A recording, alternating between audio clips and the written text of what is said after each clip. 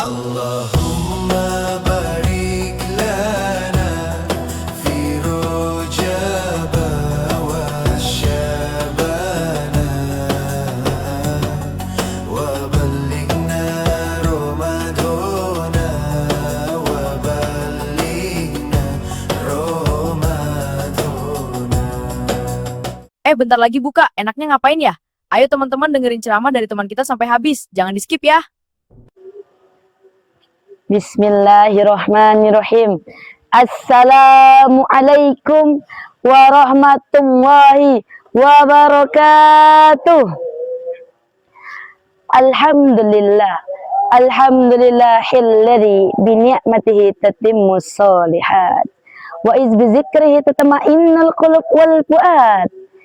Asyhadu an la ilaha illallah wa asyhadu anna Muhammadan abduhu wa rasuluh. Syahadatan sadiratan min samimil fuad. Narju biha an-najata yawmal mi'ad. Wassalatu wassalamu ala habibina wa syafi'ina Muhammad wa ala alihi wa sahbihi ajma'in, amma ba'du. Sahabat IKTV dimanapun Anda berada, bulan Ramadan adalah bulan yang bukan hanya sekedar menahan lapar dan haus yang kita lawan, tetapi melainkan juga menahan godaan zaman. Betul hadirin? Apalagi ketika perpulangan santri tiba. Tantangan santri bukan hanya sekedar menahan melihat iklan marjan di televisi ataupun menahan emosi dengan saudara-saudaranya saat di rumah. Tetapi tantangan santri adalah memilih antara masjid dan nongkrong, antara tilawah dan scroll TikTok, dan antara taraweh dan keluyuran di malam hari. Terkadang hadirin, setelah taraweh ada aja ajakannya, udah taraweh, kita nongkrong bareng yuk. Gak akan lama kok, bentar aja. Awalnya memang bentar hadirin, lama kelamaan lupa waktu. Ujung-ujungnya malah sahur kesiangan. Astagfirullahalazim. Sahabat IKTV dimanapun Anda berada, memang tidak semua nongkrong itu salah. Tapi yang menjadi pertanyaannya di sini adalah, apakah dengan nongkrong itu kita akan lebih dekat kepada Allah Subhanahu wa taala, atau malah sebaliknya, dengan nongkrong itu kita akan lebih jauh kepada Allah Subhanahu wa taala? Memang hadirin, nongkrong itu bukan hanya sekedar bergibah dan bukan hanya sekedar berkumpul dengan teman-teman. Tetapi sebagaimana Rasulullah SAW bersabda, min husnil islamil mar'i tarkahu ma la ya'nihi. Apa kata Rasul hadirin? Sebaik-baiknya muslim itu adalah yang meninggalkan hal-hal yang tidak bermanfaat bagi mereka. Hadis riwayat At-Tirmizi. Bulan Ramadan adalah bulan yang sangat singkat hadirin. Setiap malamnya adalah keberkahan dan setiap detiknya adalah pahala. Dan sayang sekali jikalau kita menghabiskan bulan tersebut dengan hal-hal yang sia-sia. Dan bulan Ramadan adalah momentum pembuktian bahwa santri bukan hanya kuat di hafalan tetapi juga kuat dalam imannya. Jangan sampai di bulan ini kita lebih semangat mencari wifi daripada mencari keberkahan malam Lailatul Qadar.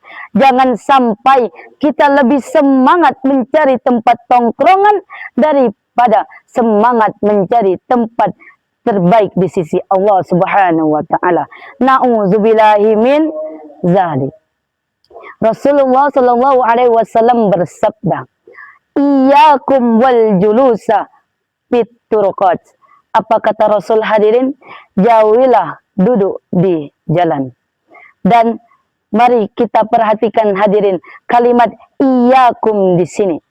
Ini adalah bentuk kalimat larangan yang tegas hadirin, yang artinya ini sangat berbahaya. Lantas para sahabat pun berkata, hadirin, wahai Rasul, sesungguhnya kami tidak bisa meninggalkan hal tersebut karena berbincang itu adalah tempat kami. Dan Rasul pun menjawab, hadirin, "Idza abaitum illa julusa fa'atu tariqo haqqo." Apa kata Rasul, hadirin? Jika kalian masih ingin tetap duduk, maka berikanlah jalan itu haknya. Ini menunjukkan bahwa Islam itu realitis. Perkumpulan itu kebutuhan sosial, tetapi Islam memberikan rambu-rambu adab. Hadirin, ada yang tahu apa itu rambu-rambu adab Islam? Baiklah, rambu-rambu adab Islam itu ada 4, hadirin. Yakni yang pertama, ghaddul basar, dan yang kedua adalah kaful adha, dan yang ketiga adalah raddus salam, dan yang terakhir, hadirin, adalah al-amru bil ma'rufi wa nahi anil munkar. Dan jikalau syarat-syarat itu tidak terpenuhi, hadirin, maka nongkrong yang tadinya mubah akan berubah menjadi dosa. Na'udzubillahi min dzalik. Oleh karena itu, hadirin, marilah kita jadikan tempat tongkrongan kita menjadi tempat yang bernilai ibadah. Jika biasanya kita sering gibah, maka mari kita hentikan, hadirin. Jika biasanya kita sering bercanda berbau maksiat, maka mari kita luruskan, hadirin.